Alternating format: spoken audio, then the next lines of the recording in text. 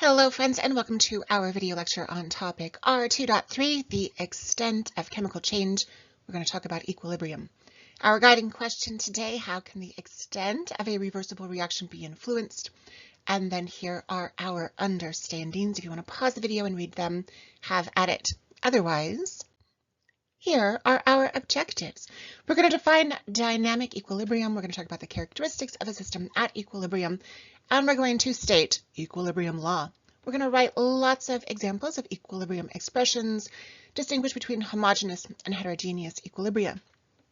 We're going to calculate this equilibrium constant, Kc, given species concentrations at equilibrium.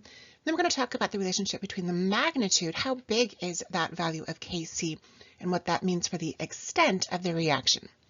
We're going to describe the relationship between Kc for a forward reaction and also for that reverse reaction.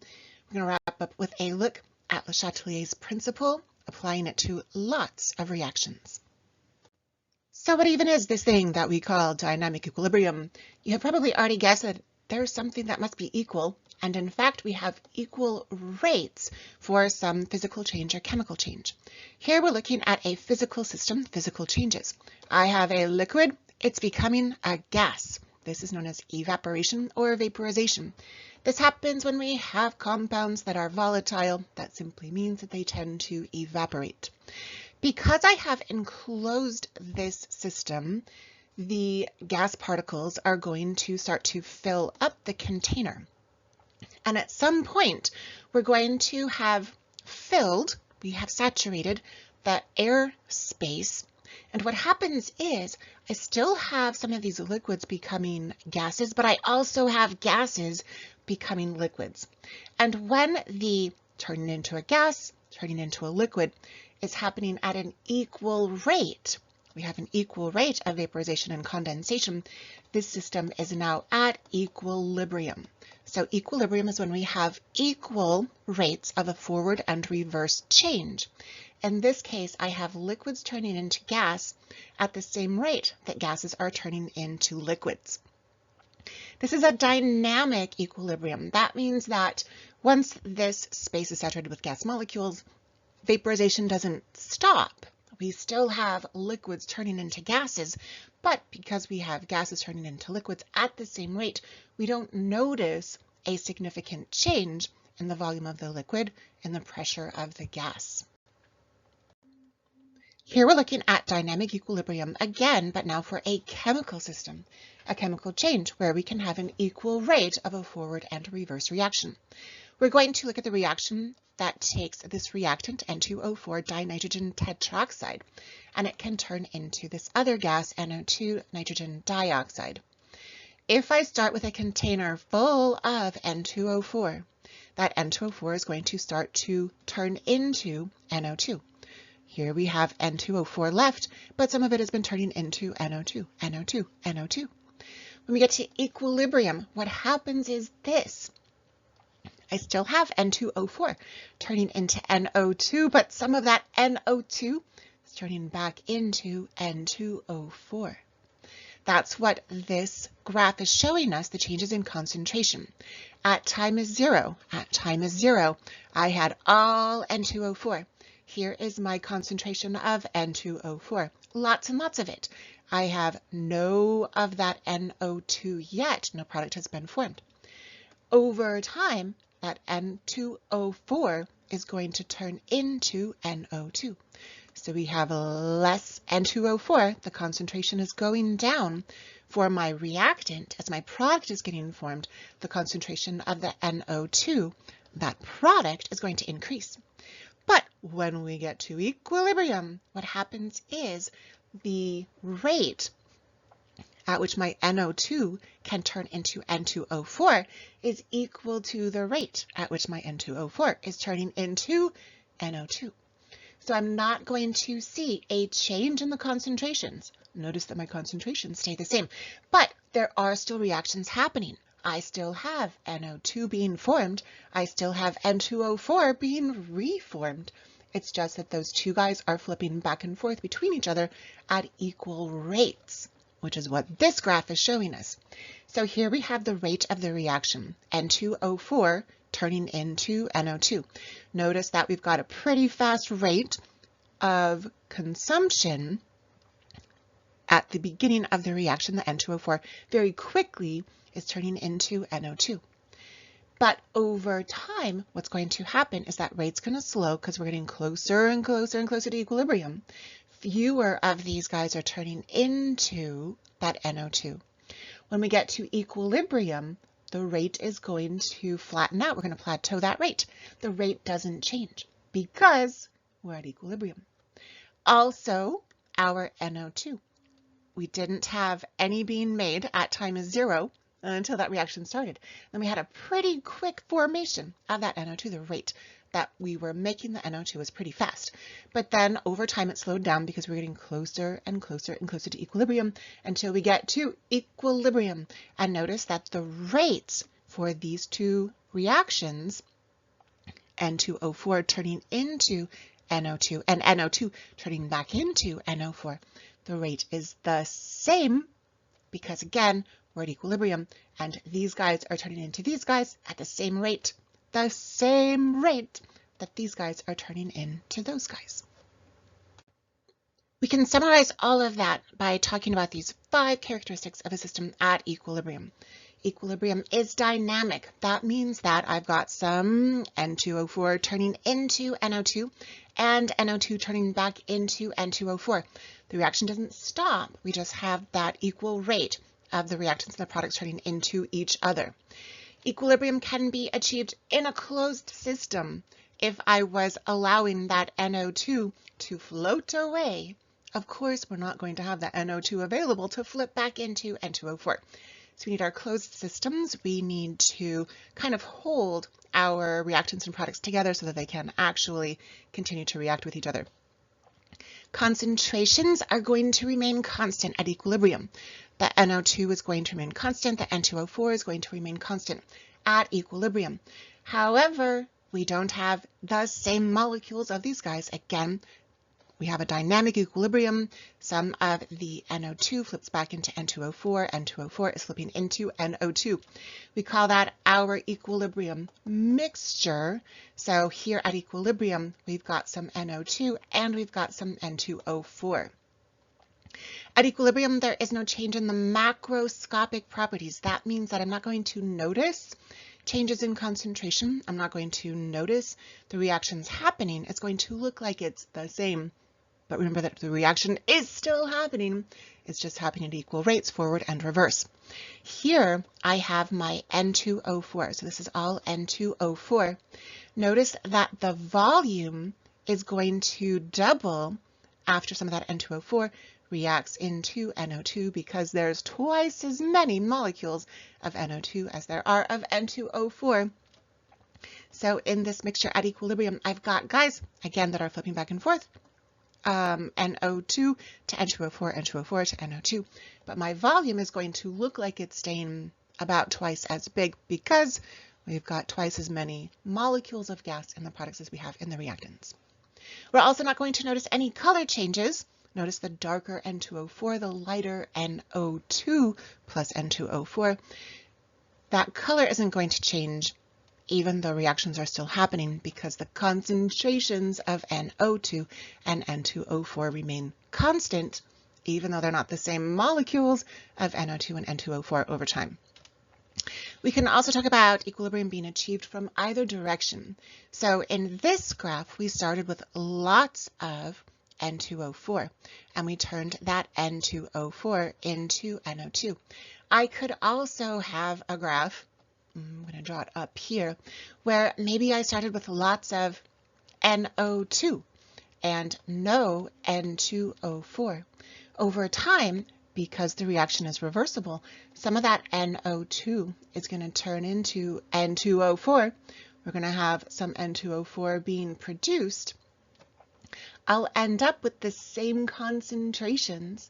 I'll have more NO2 than N2O4 when we get to equilibrium, but I still do have some of that N2O4 being produced, NO2 being consumed to produce that N2O4. Equilibrium law is the math of equilibrium, and we are going to build ourselves a ratio. ratio is the math of equilibrium. We are going to call our ratio K or Kc. This is the equilibrium expression. If I don't have any numbers, if I throw some numbers in, then I can actually calculate the equilibrium constant. But for now, we're just going to have an expression. We're going to have this ratio of products to reactants, products on the top, reactants on the bottom of this fraction, because again, it's a ratio. We're going to use the concentrations of our products in the numerator of our fraction. These square parentheses, our brackets, are shortcut for concentrations. So concentration of C, concentration of D. Even though I have a plus sign in my balanced equation, it's going to be multiplication here in my ratio. And then, this is kind of fun, our coefficients become exponents. Our coefficients become exponents in the expression. On the bottom of this fraction, the denominator of our ratio, we're going to throw in our reactants. So here I've got A and B, my reactants, concentration of A, concentration of B. And once again, we're going to use our coefficients as the exponents in our expression. And then we're going to multiply, not add, even though there's a plus sign in the equation. In our ratio, we're going to multiply. Let's practice writing some expressions for this same reaction that we've been talking about for the last couple slides. So K is going to be the products over the reactants. Here's our product. We're going to talk about the concentration of NO2. Our shortcut for concentration is our square parentheses. Our coefficient is 2, so I'm going to square the concentration of the NO2. In my denominator, I'm going to put my one reactant, N2O4.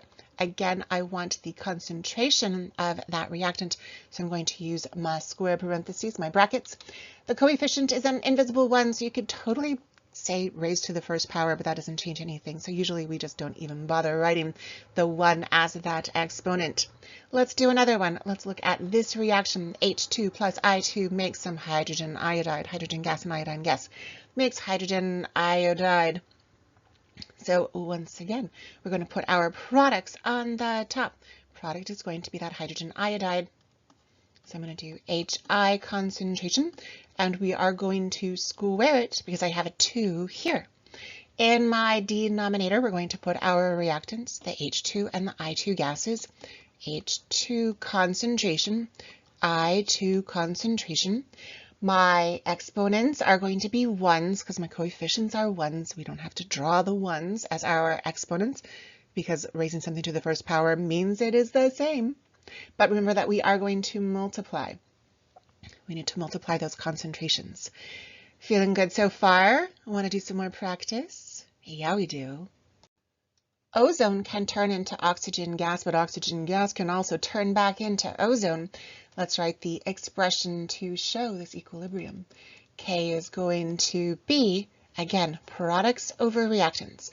So I'm going to put my products, that's this oxygen gas. We're going to do brackets to show our concentration, and my exponent is a 3, so I'm going to cube that oxygen concentration. In my denominator, we're going to put our reactants. We've got that ozone, O3. Again, we're going to show concentration with our square parentheses, our brackets, and this time my exponent is a 2. Let's do this guy. Magnesium chloride can be dissolved in water to form magnesium ions and chloride ions. We're going to write our expression with our products on the top. Products are going to be magnesium and chlorine. So I'm going to put concentration of that magnesium ion times the concentration of the chloride ion. And of course, I need to square the chloride ion. In the denominator, I'm going to put the concentration of magnesium chloride. But here's a weird thing, friends. Magnesium chloride is a solid. How can I calculate the concentration of a solid when concentration is the moles of the solute divided by the volume of the solution? My magnesium chloride isn't dissolved in anything yet. So there's no concentration. If there's no concentration, I can't talk about its concentration. And so here's a quirky thing about equilibrium expressions. We don't include solids because They don't have concentrations. So I am not going to put my MgCl2 in the denominator.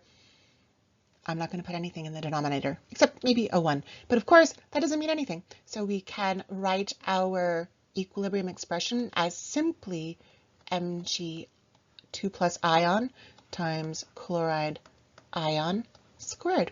That's it. No solids included because solids don't have concentrations. Let's do one more. Here we're looking at carbon dioxide gas reacting with hydrogen gas to make some carbon monoxide and some water. So our K is going to be our products on the top. Products on the top. We've got some carbon monoxide gas, and we're going to multiply it by water's concentration. So I've got water, it's a liquid. So I've got water dissolved in water. Can I calculate the concentration of water if it's water? I cannot, friends. So just like we do not include solids in our equilibrium expressions, we also do not include pure liquids. Aqueous, yes, because this is talking about chloride dissolved in the water.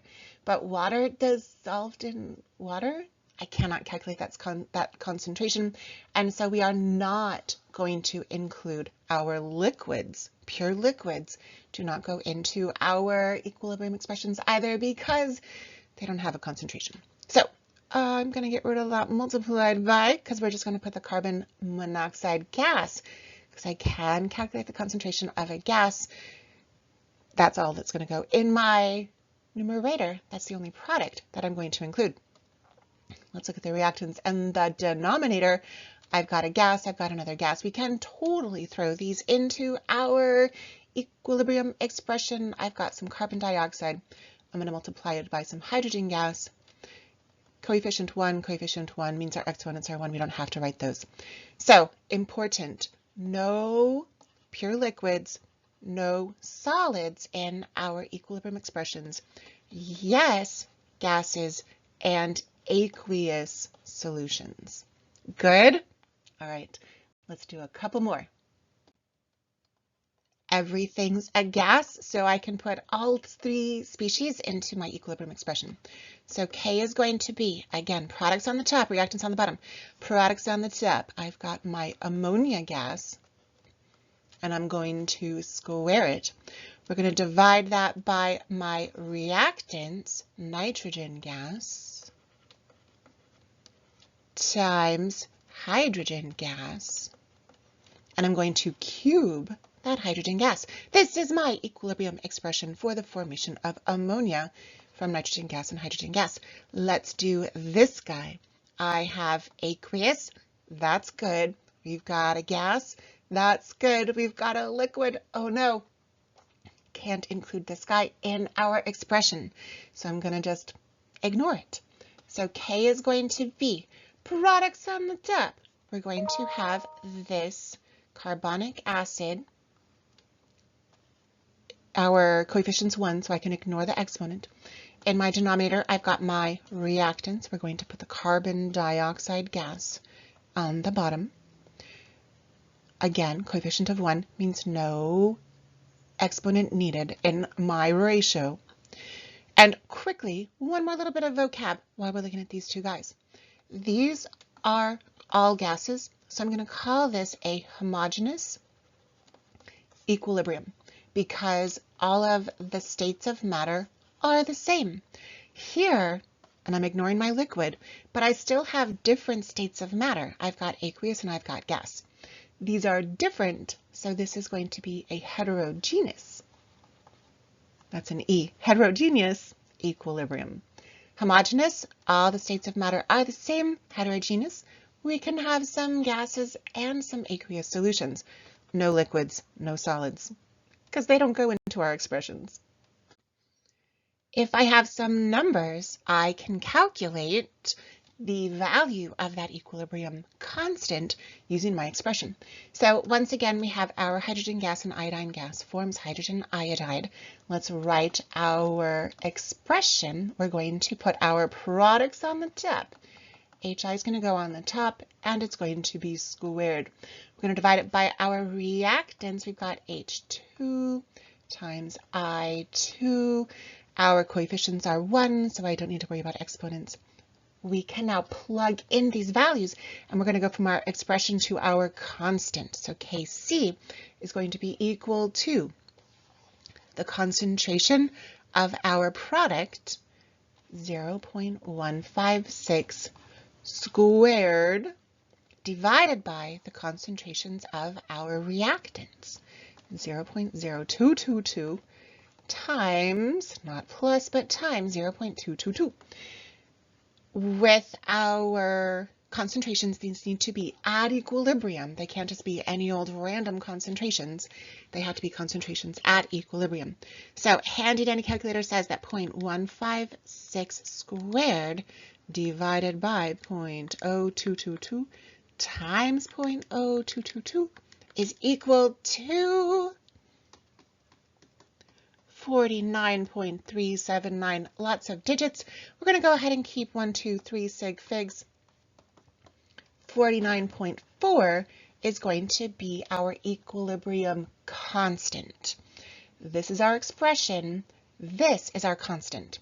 Notice that there are no units for equilibrium constants. That's because the moles per cubic decimeter and the moles per cubic decimeter labels cancel out. So no units on our equilibrium constants. Looking at how big or how small our equilibrium constants are, we can talk about the extent of the reaction. Does a lot of my reactant turn into a lot of product, or do only a couple of those reactants turn into a tiny little bit of product? If Kc is much, much greater than 1, what that means is that, because again we have products over reactants, for Kc to be a large number like 2.4 times 10 to the 47th power, I've got a gigantic number for my products and a very small number for my reactants. Something like 2.4 times 10 to the 47 divided by 1. So that means I have one set of reactants left over for every 2.4 times 10 to the 47 products that we make. So we can talk about this guy going almost to completion because I have almost always only products at equilibrium. Very, very, very, very, very few reactants left over. Almost to completion, we can also say that this reaction tends to go to the right. We're going to lie to the right. We're going to go almost to completion. Equilibrium lies to the right, mostly on the product side. So many products divided by so few reactants. But what if our equilibrium constant is much, much less than 1? What do we know? Here I'm looking at nitrogen gas and oxygen gas producing nitrogen monoxide. This time my Kc, my equilibrium constant, is 4.8 times 10 to the minus 31. That means that my products over reactants are kind of like 4.8 over 10 to the 31. That's a 1, and 31 zeros. That's not 31 zeros, but you can imagine. So very, very, very few products are formed compared to how many reactants are left over. That means that this reaction barely goes forward at all. Equilibrium is going to lie to the left. This happens way more than that happens. What's kind of fun is that we can also scale our equilibrium expressions. We can scale our constants when we do something like with Hess's law, where we have to multiply or divide or reverse some reactions. So let's say that I'm looking at that same reaction, hydrogen gas and iodine gas producing hydrogen iodide. Our equilibrium constants are different at different temperatures. So at 300 Kelvin, which is about a little bit warm-ish room temperature, our constant is going to be 6.4. So that means that my ratio at 300 Kelvin of my hydrogen iodide squared to my hydrogen gas times my iodine gas. That ratio is going to be equal to 6.4. So you've got 6.4 hydrogen iodide squared for every 1 hydrogen times iodine. But what if I reverse it? So here, same reaction, but now just backwards. Instead of H2 and I2 being the reactants, now they're the products. So that means that Kc is going to be products on the top, H2 times I2, and we're going to put that hydrogen iodide on the bottom now. We're still going to square it. So what I just did, in mathematical terms, my friends, is I took the reciprocal of that fraction, right? So I had hydrogen iodide on the top, and now it's on the bottom. I had hydrogen and iodine on the bottom, and now they're on the top. This is known as the reciprocal fraction. How do I take the reciprocal of 6.4, which is the same thing as 6.4 over 1? Of course, we're just going to flip the numerator and the denominator.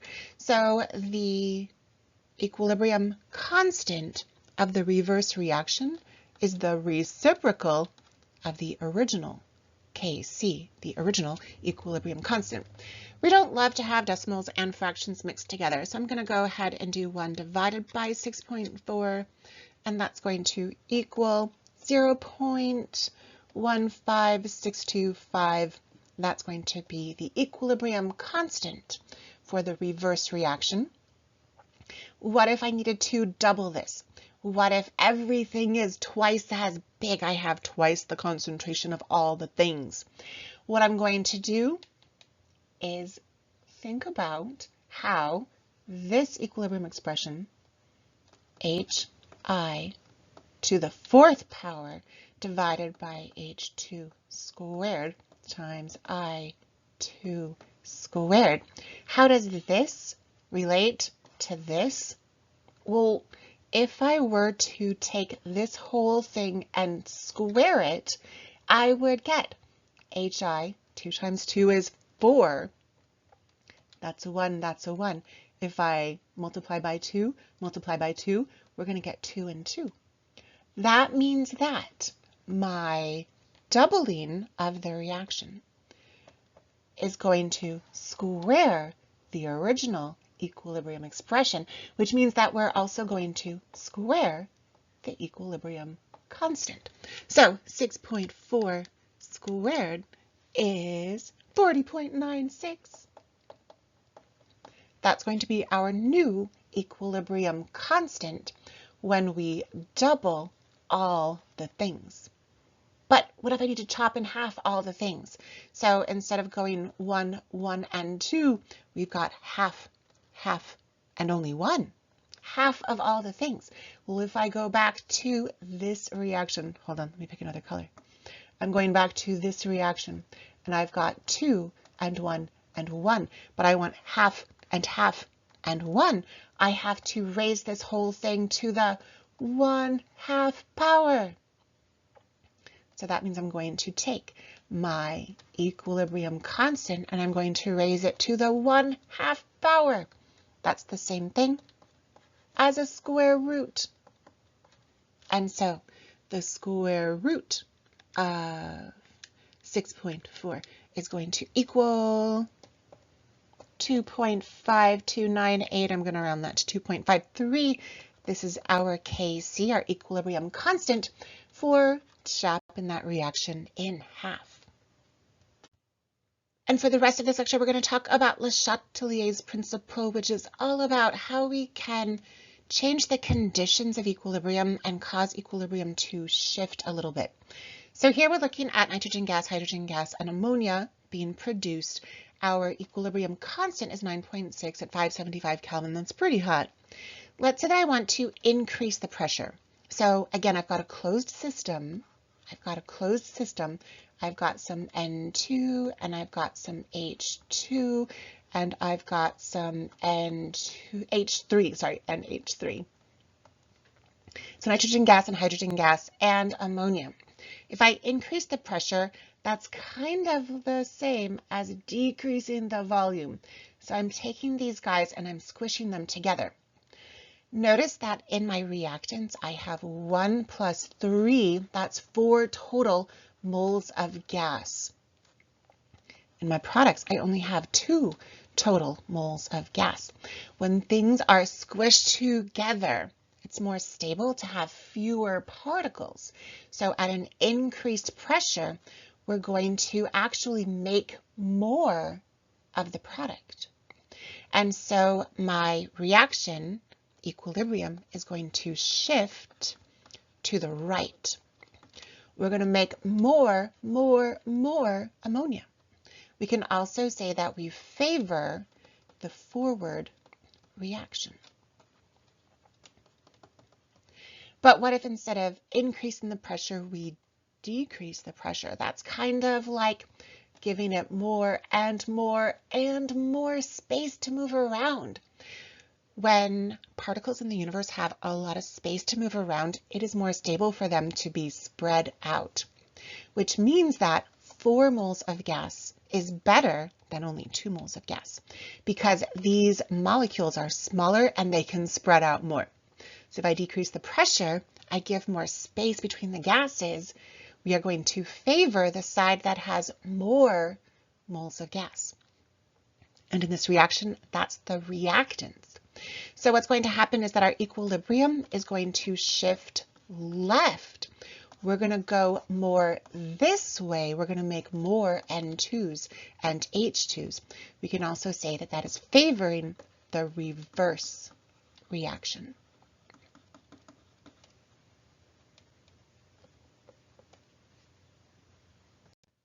But what if I'm looking at a reaction that has some solids in it? As long as there's at least one species that's in gas, pressure is going to cause equilibrium to shift. If there are no gases, then pressure isn't going to make a lick of difference. But if you've got even just one species that is a gas, then pressure will have an impact on equilibrium. So in this guy, let's write our Kc is going to be, we've got our products on the top, CO2 is the gas. I'm not going to include that guy. I'm not going to include that guy because it's also a solid. So it's kind of like just one on the bottom. So we've really just got CO2. I have 1 mole of gas in the products. I have 0 moles of gas in the reactants. So if I increase the pressure, I take that CO2 gas and I cause it to get squished up, squished up, squished up, squished up. We're going to shift again to the left. We're going to shift to the left because we're going to favor the side that has fewer moles of gas, and 0 moles of gas is fewer than 1 mole of gas. We're going to favor the reverse reaction. But if I decrease the pressure and I give that CO2, oh my gosh, so much space to move about, that CO2 is going to be super happy. Okay, gases can't be happy. They're more stable. We're more stable in that gaseous state. And so when we have a decreased pressure. And so we're going to end up favoring the forward reaction. Equilibrium will shift right. We're going to make more product, and we're going to favor the forward reaction. If you have no gases, changing the pressure has no effect because we're talking about gases being spread out more or less. If there are no gases, there's nothing that can get spread out. Pressure has no impact. But what if I add a catalyst? So here we've got, again, nitrogen gas, and hydrogen gas produces ammonia gas. This is my potential energy enthalpy diagram showing that I've got N2 and H2. Here's my activated complex, that's my activation energy, and then here are my products, NH3. Adding a catalyst does what? It decreases the activation energy. What's kind of fun, my friends, is that we are decreasing activation energy for the forward reaction, but we're also decreasing activation energy for the reverse reaction.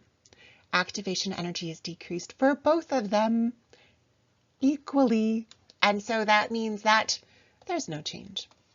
To equilibrium, adding a catalyst causes rates of the forward and reverse reactions to speed up equally, and so there is no effect on equilibrium. Equilibrium doesn't change. Catalysts don't change equilibrium, even though they do speed up rates. What about temperature? Can temperature affect equilibrium? In fact, not only does it cause equilibrium to shift, but temperature leads to different constants. We end up with a specific equilibrium constant for each temperature because temperature has that big of an impact on equilibrium. Here we're looking at nitrogen gas and hydrogen gas forming ammonia gas. Once again, delta H, the enthalpy of reaction for this, is negative 93 kilojoules per mole. Negative 93 kilojoules per mole means that this reaction is exothermic. That's kind of like heat is a product. We're producing some heat. So if I increase the temperature, that's kind of like having a lot of extra product, which means that my product to reactant ratio, products got too big. I need to bring the products back down to go back to our normal ratio. And so what happens is we are going to shift left. We're going to make some more reactants to deal with that extra heat. But what if instead of increasing the temperature, what if I decrease the temperature? So now there's only a little bit of heat. Now it's kind of like there's not enough product. I need to make more product so I can get back to my ratio. And so we are going to shift to the right so that we can make some more product, which means that we're also going to make more heat so that we get back to whatever ratio it is that we should have at that particular temperature. We can even deduce if a reaction is endothermic or exothermic by looking at the changes in equilibrium constants at different temperatures. So remember again that our constants are going to be products over reactants. So here at 500 Kelvin, I've got 1,400 products for every one reactant. 1,400 products for every one reactant. At 575, my products to reactants, now I only have 9.6 to 1. 9.6 products for every one reactant. Here I've got 0.058. That's the same as 58 thousandths. So now my products to reactants, I actually have more reactants at this high temperature. What that means is that we started shifting left when we had more heat. More heat causes a shift to the left. This is because heat is a little bit of a product, and that means that delta H must be negative. We must be propagating some heat in the reaction. If we had an endothermic reaction, we would have the reverse trend. If we had a heat is kind of like a reactant, at a higher temperature, we're going to make more product, and so Kc will be bigger instead of smaller at a higher temperature. If I have less heat, if my heat is very small, then I'm going to have some reverse reaction happen so that I can propagate some more of that heat, because endothermic reactions is kind of like heat is a reactant. That's going to mean that my Kc will get smaller because I have more reactants and fewer products. It's kind of like a fraction of 1 over 1,000 instead of 1,000 over 1. Let's look at this reaction. Methane reacts with hydrogen sulfide to produce carbon disulfide and hydrogen gas. All species are gases. Let's write that balanced equation. Methane is CH4. We're going to add to it hydrogen sulfide. Sulfide is sulfur as an ion. It's got a -2 charge. Hydrogen's a +1 charge. That's going to give us an H2S. Ooh, and that's a gas. And that's a gas. We're going to use our reversible reaction arrows and produce some carbon disulfide gas and some hydrogen gas. Remember that hydrogen is part of Brinkelhoff. That's our mnemonic for diatomic elements. Hydrogen is diatomic. It comes as a 2 when it is hydrogen by itself. Let's write the equilibrium expression for this. We're going to, oh wait, I need to balance the equation. Hold on. I've got 2 sulfurs here and I've only got 1 here, so I'm going to put a 2 in front of hydrogen sulfide. I now have 4 hydrogens, and 2 times 2 is 4 more hydrogens. That's 8 total hydrogens in the reactants, so I need to put a 4 in front of my hydrogen gas. Now we can write our equilibrium expression. Products on the top, CS2 times H2 to the 4th power divided by CH4 methane to the 1st power times H2S hydrogen sulfide squared. Again, our coefficients become exponents. We multiply.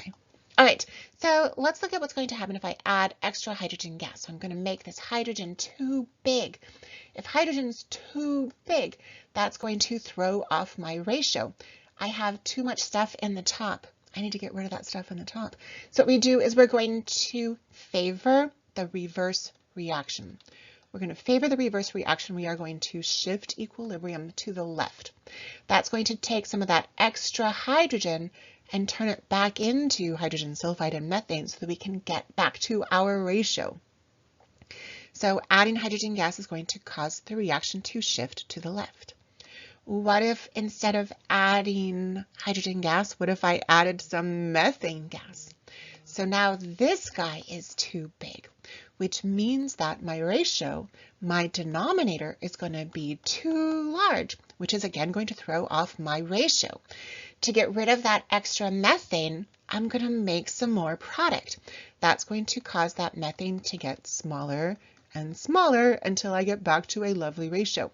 So if I add this reactant, we are going to favor the forward reaction.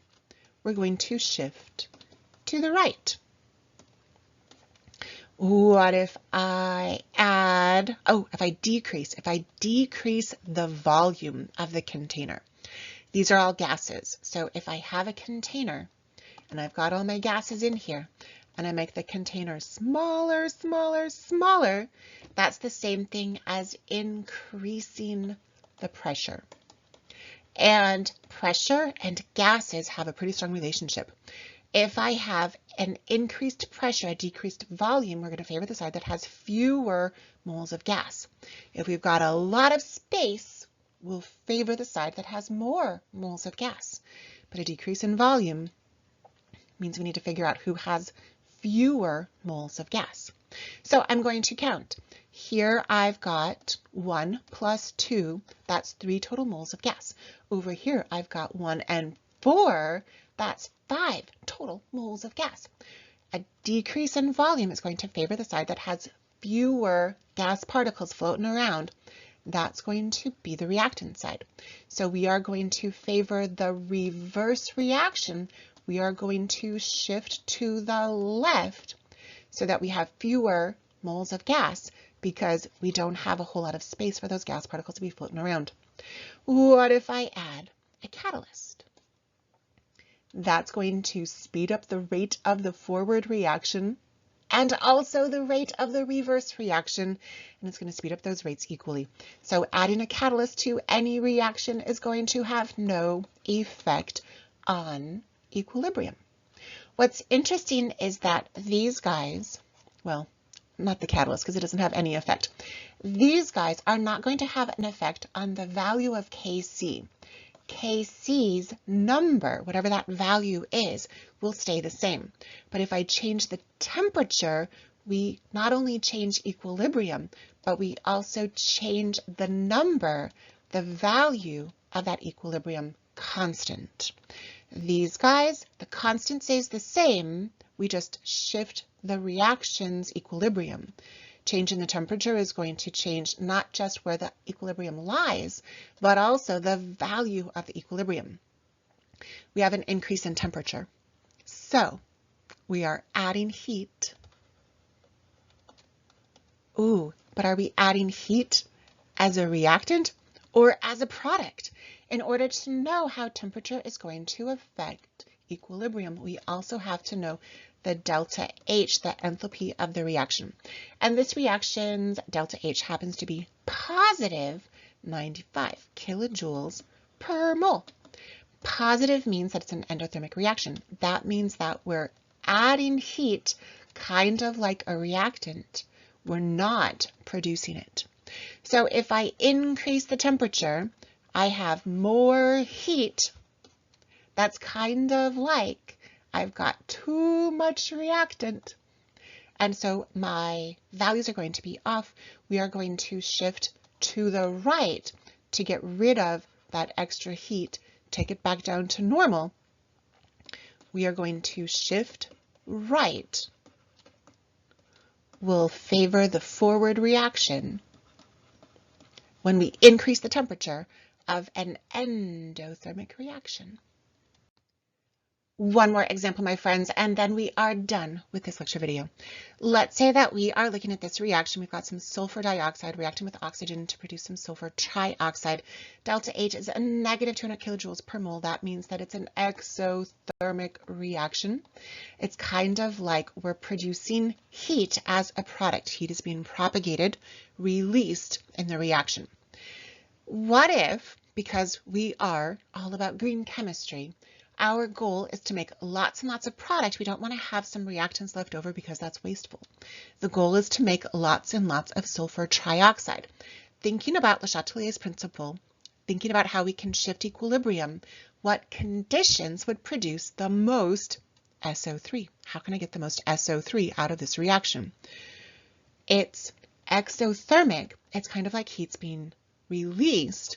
And so if I make my heat very small, we're going to shift to the right to get more heat, but that means we're also going to get more SO3. So condition number 1 is going to be a lower temperature. Condition number 2, I again want to shift to the right, so I'm going to get lots of SO2 and lots of O2. If I have too much SO2 and too much O2, we're going to have to turn those into SO3 to get back to equilibrium. I need to get rid of that extra SO2 and O2 in the ratio. So we're going to have a high concentration of SO2 and of O2. At the same time, I want to have the tiniest little bit of SO3 so that once again we shift to the right to make more SO3 to make up for the lack of SO3. So we're going to have a low concentration of SO3, and we can do that by removing the SO3 from the system as it's produced. What else could we do? Well, notice here that I have 1, 2, 3 total moles of gas, and over here we only have 2 total moles of gas. I want to favor the side that has fewer moles of gas, so I'm going to increase the pressure, decrease the volume, and we will favor the side that has fewer moles of gas. The fewer number of gas molecules is more stable when they're all smashed together. And that's going to give us lots and lots of product because we are all about the green chemistry. And we have accomplished our guiding question. We talked about how the extent of a reversible reaction can be influenced. We can change those conditions. To change those conditions, we need to understand that dynamic equilibrium means that reactants and products are turning into each other at equal rates. It's one of those characteristics of a system at equilibrium. We talked about equilibrium law. That's going to be the ratio of the concentrations of the products over the concentration of the reactants. Equilibrium expression related to that law. Homogeneous, we're going to have all the same states of matter. Heterogeneous, we can have some different states of matter in our equilibrium. We can calculate Kc. If we know what these numbers are, we can actually get a value, a number for our equilibrium constant. We talked about the relationship between the magnitude of Kc. If it's very large, we've got a lot of product. If it's very small, we have a lot of reactant left over at the equilibrium mixture. We talked about Kc for a forward reaction, Kc for the reverse. Well, if I'm reversing the reaction, now my reactants turn into the products turn into the reactants, and when I flip the fraction like that, that's called a reciprocal. And last but not least, we talked about Le Chatelier's principle, how we can put stressors on a system. We can change the conditions, and that will cause us to influence the extent of our reversible reaction. Great work today, my friends.